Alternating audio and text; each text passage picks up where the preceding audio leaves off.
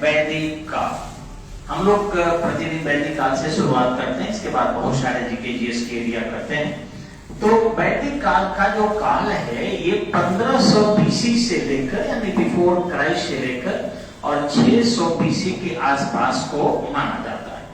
अब वैदिक काल को भी दो भागों में बांटते हैं। एक है होता है ऋग वैदिक काल, ये आपके 1500 बीसी से शुरू होता है और 1000 बीसी तक आता है। इस काल में लोहे की खोज नहीं हुई थी। और यह उत्तर वैदिक काल जो है आपको ये 1000 बीसी से शुरू होता है और 600 बीसी के आसपास तक आता है।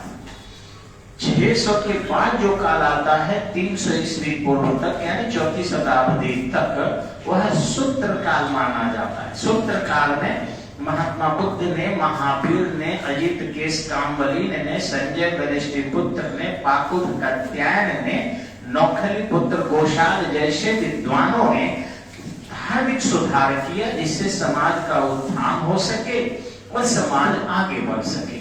तो इस ढंग से उसको सूत्र काल कहते हैं। और 400 के बाद जो शुरू होता है यह होता है आपके मौर्य काल।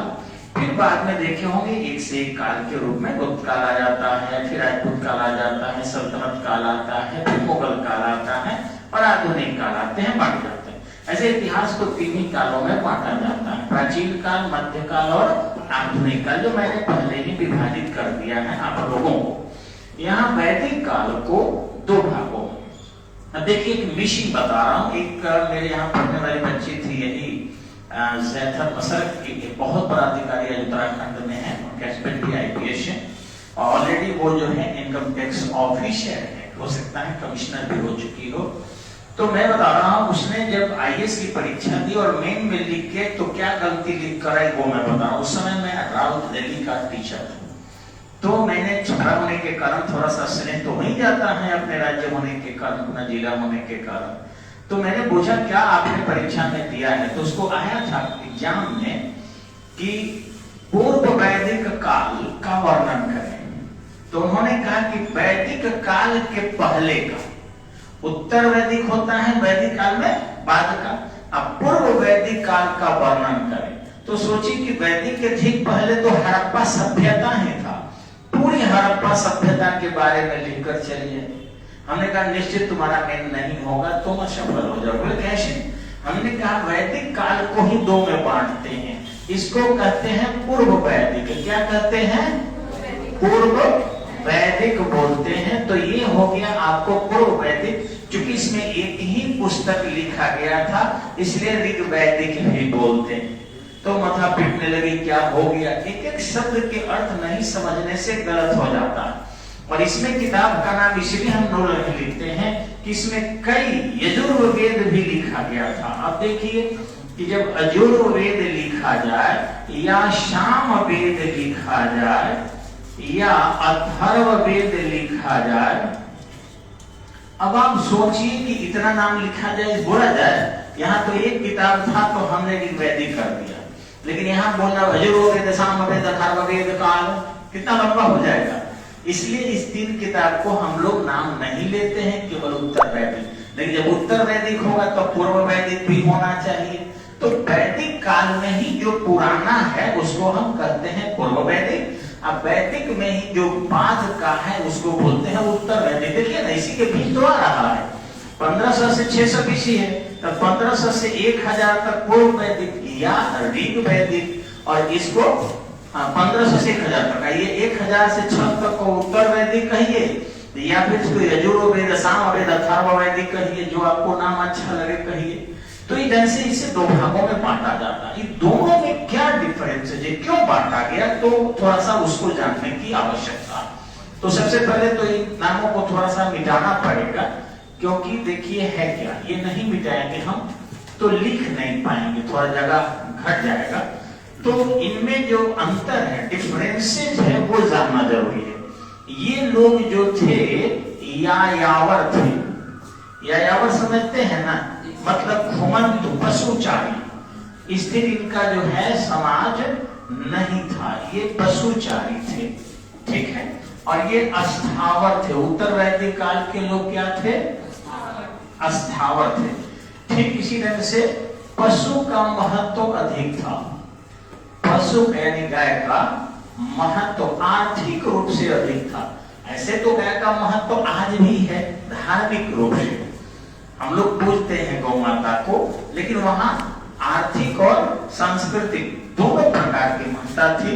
और यहाँ पर जो है कृषि की महत्ता प्रथम हो गई। ठीक है, ठीक है। यहाँ देखेंगे हम कि सबसे ज्यादा इंद्र को महत्व दिया गया देवता में, और यहाँ महत्व दिया गया प्रजापति को।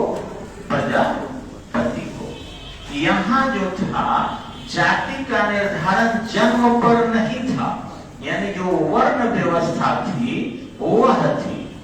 वर्ण व्यवस्था उदार थी, ध्यान रखेंगे, उदार। यहाँ एक जाति के लोग दूसरे जाति में आसानी से बदल जाते थे, और यहाँ जन्म के आधार पर जाति था, यानी थोड़ा सा अंतर आया। ठीक है, अब क्या आया मैं बता रहा हूं। यहाँ जो था यानी कि वैदिक काल में, वहां नवम मंडल में एक ब्राह्मण कहता है कि हे इंद्र, ध्यान से सुनिएगा, वो कहता है, इसको मुख्य परीक्षा में अगर आप लिखते हैं बीपीएससी में, आईएएस में, तो समझेगा कि लड़का अच्छी किताबें एनसीईआरटी वगैरह या सरकारी किताब को पढ़ा है, बीटीसी को पढ़ा है। नहीं, आप नहीं लिखते हैं, केवल बात बनाते हैं, तो समझ जाएगा कि क्योंकि उदाहरण भी जो विद्वान दे गए हैं, जो अनुसंधान किया गया है, उसी उदाहरण से अपने अप्रोच आप लिखते हैं तो आपको अंक बढ़िया आता है। और आप अपना गवाही कहानी लिखिएगा तो एग्जामिनर उसको क्या जानता है, वो नहीं जान पाता है। बड़े लोगों से ही बड़े के उदाहरण दिया जाता है, छोटे लोगों से उदाहरण देंगे तो वो लोग समझ नहीं पाएगा। जैसे मान लीजिए कि हम लोग कहते हैं भारत का बिस्मार्क सरदार वल्लभ भाई पटेल, तुम्हें बिस्मार्क को ही तो जानना चाहिए कि हु इज बिस्मार्क। तो पता है कि जर्मनी की एकीकरण करने का काम किसने किया था? बिस्मार्क ने किया था। तो ऐसी स्थिति में भारत के भी एकीकरण करने का लोग हैं, उसी से संबंधित लेना, उसे इधर उधर नहीं जाना। तो मैं बता रहा था कि वर्ण व्यवस्था जो थी, यहाँ नवम मंडल में क्या कहता है सो सुनिए। वो कहता है कि हे इंद्र, मैं जो हूं वो एक ब्राह्मण हूं, क्योंकि मैं कवि हूं, मैं कविता लिखता हूं, और लिखने पढ़ने का काम ब्राह्मण ही करते हैं। मेरी माँ आटा चक्की का काम करती है, यानी वो शूद्र जाति का है। वहां लिखते हैं कि वो शूद्र है क्योंकि आटा चक्की का काम करती है। और मेरे पिता वैद्य हैं, क्योंकि वो, मेरे पिता व्यवसायी है क्योंकि वो वैद्य है, वो दवा बेचते हैं और उनको बदले में मूल्य मिलता है। तो मैं ब्राह्मण हूं, मेरी माँ शूद्र है और मेरे पिता व्यवसायी है। लेकिन हे इंद्र, क्या मैं क्षत्रिय बन सकता हूं? क्या मैं राज्य संचालित कर सकता हूं? बिल्कुल, वहां पर इंद्र अनुमति देते हैं, कहते हैं क्यों नहीं। अगर क्षत्रियों की तरह स्वयं के बलिदान देकर समाज की रक्षा करने की प्रवृत्ति तुम में आ जाए, अपने सुख का त्याग करके दूसरे को सुख देने की प्रवृत्ति तुम में आ जाए, और अंतरात्माओं में भय निष्मात्र भी न रहे, तो तुम क्षत्रिय बन सकते हो। और इस तरीके से उसको प्रशिक्षण दिया जाता है और वो क्षत्रिय बन जाता है। यानी यहाँ वर्ण व्यवस्था क्या थी? उदार थी। किसी जाति में कोई चला जाता था और कार्य के आधार पर वर्ण व्यवस्था थी। आगे देखिए ना, लोग कहता है कि उच्च नीच नहीं, नोनी का काम करने वाला जो ये रेह मिट्टी होता है, नोनिया कहा गया। तेल का काम करने वाला तेली कहा गया। धुनी धुनने वाला जो रुई था उसको धुनिया कहा गया। गैया को सेवा करने वाला ग्वाला कहा गया। राज्य को जो व्यवस्था दे पाता था वो राजपुत्र कहा गया। इस ढंग से जो ब्राह्मणिक व्यवस्था को, यानी कि संस्कारिक व्यवस्था को जन्म ब्राह्मण कहा गया। आज भी वैसा ही होना चाहिए। आज जिद के आधार पर सरकार तोड़ती है, क्योंकि अंग्रेजों की ये औलाद है नाजायज। अंग्रेज गए तो अंग्रेजियत राजनेताओं को ट्रेनिंग देकर गए थे, पूरे बजाव थे, आज से नहीं। 1861 से जो भारत में इंडियन फर्स्ट काउंसिल एक्ट आया, तो ब्रिटिश व्यवस्था को तोड़ो और राज करो की नीति अंग्रेजों ने ही डाली। और 1909 में तो खैर पूछिए मत, धर्म के आधार पर भी तोड़ने की प्रवृत्ति आ गई। मुसलमानों को धर्म के आधार पर आरक्षण दिया गया। तो इन नेताओं के आधार पर सब कुछ चल रहा है। जब आप सोचो कि खिलाड़ी भी चुनाव में आना चाह रहा, IAS भी चुनाव में आना चाह रहा है, फिल्म में हीरो हीरोइन भी, गायकार भी, मनोज तिवारी भी आना चाह रहे हैं, रवि किशन भी आना चाह रहे हैं, तो कौन एक और है गाना गाता है बड़ी निरहुआ, वो भी जब राजनीति में आना चाह रहा, अमिताभ बच्चन चाह रहे राजनीति में आना, जयप्रदा चाह रही है, वैज्ञानिक चाह रहे हैं कि हम भी चुनाव में आ जाए, और राष्ट्रपति कलाम शाह बन गए, एकदम से राजनीतिक सर्वोच्च पदों पर वो पहुंच गए। तो इस समझ लेना कि आज भारत में ऐसी व्यवस्था जन्म दी गई है कि सब लोग इसमें आना चाहता है। इसको इतना हाईलाइट किया गया कि चाहे वो व्यवसायी हो, चाहे वो डॉक्टर हो, चाहे वो इंजीनियर हो, चाहे वो IAS हो, चाहे वो राजनेता हो, चाहे वो कलाकार हो, चाहे वो संगीतकार हो, चाहे वो खिलाड़ी हो, सबको इसमें आना चाह रहा है। कैबिनेट सेक्रेटरी जो pituitary glands of Indian administration होता है, वो भी सेवानिवृत्त होकर इसमें आना चाहता है। सेना के लोग रिटायर करके इसमें आना चाह रहा है, जो वायुसेना अध्यक्ष थे, थल सेना अध्यक्ष थे, बड़े तरह बड़ा पद होता है। आप समझ सकते हैं कि राजनीति को कितना ज्यादा महत्व धीरे धीरे स्थापित किया गया। तो वही बांटो और राज करो की नीति के अंतर्गत स्वयं देखे होंगे सरकार आपको आवेदन के दौरान क्या लिखवाती है, अब किस जाति से भेजिए, उससे क्या मतलब, उसको जिसको इच्छा होगी वो लिखेगा, वहां लिख देना चाहिए कि जाति का वर्णन करना जरूरी नहीं है, जिसको आरक्षण चाहिए वही जाति लिखे, जिसको नहीं चाहिए वो जाति का वर्णन ना करे। तो कम से कम कोई तो होता हिम्मत वाला, हमारे देश में एक से एक हिम्मत वाले होते को नहीं, लेकिन जाति कंपल्सरी भरना है आपको, ये गजब। तो इस तरीके से भारत को तोड़ो और राज करो की नीति के अंतर्गत अब किया गया है 1818 के बाद। उसके पहले भारत में जात पात, ऊंच नीच, छुआछूत कहीं नहीं था। जिसको इसका प्रमाण चाहिए मैं दे सकता हूं। मनुस्मृति के चंद श्लोकों को अगर हटा दिया जाए तो मनुस्मृति इतनी अच्छी चीजें हैं, चंद श्लोक गड़बड़ है उसकी। नारद स्मृति में देखिए मदद किया गया है सबको, बृहस्पति स्मृति में मदद किया गया है सबको, स्त्रियों को ज्यादा सम्मान दिया गया है। तो इस तरीके से हर जगह हमारे धर्म में भी सम्मान है। दुनिया का कौन सा ऐसा धर्म है जो स्त्री को इतना इज्जत करता होगा? ईसाई धर्म में कहाँ स्त्री का इज्जत है, कहाँ बौद्ध धर्म में तो स्त्री का प्रवेश भी नहीं था। आज जो बहुत कह रहे हैं लोग कि हम बौद्ध धर्म में जा रहे हैं, बुद्धम शरणम गच्छामि, वहां तो स्त्री के प्रवेश वर्जित था। तो आम्रपाली के जिद पर महात्मा बुद्ध ने सबसे पहले अपनी मौसी प्रजापति गौतमी को प्रवेश दिया था। तो बौद्ध धर्म भी नारी को प्रवेश नहीं दिया, जैन धर्म भी नारी को प्रवेश नहीं दिया, ईसाई भी नहीं दिए, मुसलमान भी नहीं दिए। कहाँ उसमें किसी देवी की आराधना की जाती है? धरती का एकमात्र यदि कोई धर्म है तो स्त्रियों को माँ दुर्गा भी, माँ सरस्वती भी, माँ लक्ष्मी भी जगत जननी के रूप में स्वीकार करता है। पवित्र नदी गंगा को भी देखते हो माँ की दर्जा देने वाला, धरती जिस पर रहते हैं प्रकृति चीजें हैं, इसको भी धरती माँ करने वाला भारत एक देश है, इसको भी माँ की संज्ञा देने वाला एकमात्र कोई अगर देश, कोई अगर धर्म है तो वो इंडिया है। और इसकी जब बुराई लोग करता है तो आप समझ सकते हैं कि लोगों के पास बुद्धि और विवेक का अभाव है। लोग दूसरे के आंखों से देखने का प्रयास करता है, दूसरे के बातों पर विश्वास करता है, अपना खुद के तरफ कभी देखता नहीं है। अगर खुद के तरफ देखता तो कम से कम भारतीय अच्छाइयों को समझ पाता। यहाँ देखेंगे आप कि लेन देन जो था वो गाय को मानक मानकर, गाय जो थी वो मानक थी, किसी को गाय को, यहाँ तो लगा देंगे, गाय को मानक मानकर लेन देन किया जाता था। और वस्तु विनिमय के आधार पर, माने साग के बदले दही, वस्तु विनिमय के आधार पर लेन देन होता था। मुद्रा की चर्चा स्वर्ण टुकड़ा में थोड़ी सी आई है, निष्कृति। और एक और मुद्रा जो है इस काल में शतमान की चर्चा हुई है। नियमित कर नहीं था, यहाँ जो था वो मुद्रा की चर्चा जो है आ जाती है थोड़ा सा। यहाँ जो है कर नियमित नहीं था, कर मतलब टैक्स, ये नियमित नहीं था। राजा के जन्मदिन के दौरान कुछ उपहार बलि के रूप में मिल जाता था, या राज्याभिषेक के दौरान जनता कुछ दे देती थी, लेकिन नियमित कर नियमित नहीं था। यहाँ देखेंगे कर जो है नियमित हो गया, कर क्या हो गया? नियमित हो जाता है।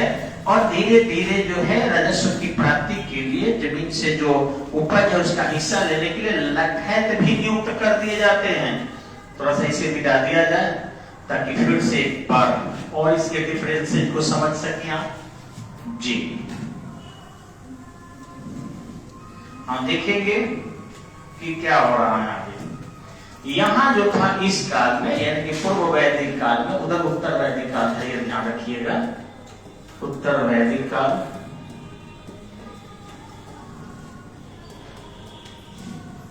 इस काल में जो था अनुभवी व्यक्ति को प्रधान बनाया जाता था, यानी अनुभवी व्यक्ति जो था वो राजन के पद पर था।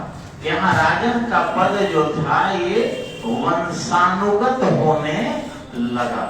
यहाँ युद्ध के समय लोग एकत्रित होते थे, यानी कि नियमित सेना नहीं थी, नियमित सेना नहीं थी, और यहाँ सेना क्या हो गई, नियमित हो गई, जिसको लठैत कहते हैं, यानी बन गए। तो सेना यहाँ पर नियमित रूप से बना दी गई थी। यहाँ देखेंगे कि स्त्रियों का महत्व था। गार्गी, अपाला, कोसा, लोपामुद्रा, विश्ववारा, ये ऋग्वेद की अनेक ऋचाओं को लिखा है। तो स्त्रियों की महत्ता थी, और यहाँ पर स्त्रियों का महत्व घटा, स्त्रियों का महत्व घटा। कैसे, मैं बताऊं। यहाँ पर देखे होंगे अनेक ऋचाएं लिख रही है, अनेक पढ़ रही है, और स्वयं जो है ऋग्वेद की रचनाओं को लिख रही है। लेकिन यहाँ पर आप देखे होंगे कि एक याज्ञवल्क्य और गार्गी का संवाद होता है। याज्ञवल्क्य जो है ब्राह्मण है और गार्गी जो है क्षत्रिय कन्या है। याज्ञवल्क्य इसलिए क्षत्रिय कन्या से विवाह करते हैं क्योंकि वो ज्ञानी है। इस दोनों का जो है जनक के दरबार में शास्त्रार्थ होता है, यानी शास्त्र का अर्थ बताना होता है। तो वहां दोनों पहुंचते हैं और शास्त्रार्थ में हार जाते हैं आपके याज्ञवल्क्य। तो जब हार जाते हैं कई बार, तो अंततः कहते हैं सुनो, तुम मुझे बार बार इस दरबार में अपने ज्ञान की घमंड से हरा रही हो, तुम अगर इसके बाद बोली तो तुम्हारा मैं मार के सिर तोड़ दूंगा। यानी यहाँ क्या है कि बल का प्रयोग स्त्री पर किया जाता है, और वहां पर गार्गी अपना सिर गाड़ देती है और हार स्वीकार कर लेती है।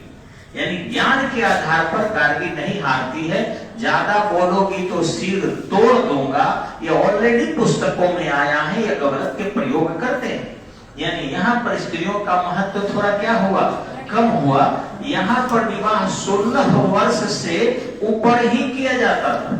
16 वर्ष से कम उम्र के विवाह करने पर गो हत्या के बराबर जो है अपराध लगता था, यानी बाल विवाह नहीं थी। और यहाँ पर गौरी की विवाह होने लगा। गौरी माने 8 वर्ष, आप समझ सकते हैं। कन्या का विवाह होने लगा, ये 12 वर्ष। अब आप बताइए कि बाल विवाह आगे धीरे धीरे बच्ची अगर कम उम्र में विवाह करेगी तो बढ़ेगी कब, दुनिया का अनुभव कैसे होगा उसको। वो तो परिवार में बंध जाएगी, चौकी फिरना चलाने लगेगी, बर्तन मांजने लगेगी, परिवार संभालने लगेगी, उसका ज्ञान उसे होगा, लेकिन समाज की ज्ञान नहीं होगा, अच्छी शिक्षा उसे नहीं मिल पाएगी। तो इस तरीके से डिफरेंसेस जो है इस काल में देखा गया। अब राजा का बेटा अगर अयोग्य भी हो गया, जैसे महाभारत की बात मैं कर रहा हूं आपको, तो ये भी 950 ईस्वी पूर्व की घटना माना जाता है, जो उत्तर वैदिक काल का। तो यहाँ देखे होंगे कि धृतराष्ट्र क्या थे, अंधे थे, बड़े थे, तो उन्होंने पांडु को बैठने से मना किया। और जब भीष्म पितामह के बल प्रयोग करने से योग्य व्यक्ति पांडव बैठे भी, तो उनको जो है इन किन प्रकार शकुनि ने षड्यंत्र करके और चौंडिस करा दिया, पांडव रोग हो गया, और वो जंगल में चले गए शुद्ध हवा के लिए। जंगल में ही उनकी मृत्यु हो गई। और उनके 5 पुत्र जब आए तो देखे होंगे सबसे बड़ा पुत्र युधिष्ठिर थे इन सभी में, लेकिन युधिष्ठिर को गद्दी में नहीं बैठने दिया गया। वो बहुत अनुभवी थे, बहुत ज्ञानी थे, लेकिन वही दुर्योधन जो था वो पिता का अयोग्य पुत्र था, उसके अंदर बहुत ज्यादा घमंड थे, स्त्रियों के प्रति सम्मान की भावनाएं उसकी नहीं थी, और उस व्यक्ति को भी गद्दी पर बैठाने के लिए संघर्ष हुआ। तो आप देख सकते हैं कि इस काल में जो था राजा का बेटा ही, घृणित राष्ट्र का बेटा ही दुर्योधन शासक बनने का आप समझ सकते हैं कि वंशानुगत पद्धति कितनी बुरी रूप में उभर कर सामने है, जो नहीं होना चाहिए। तो इस तरीके से हम बहुत सारे उत्तर वैदिक काल में वैदिक काल से परिवर्तन को देखते हैं। धन्यवाद, आगे नोट करेंगे। नमस्कार।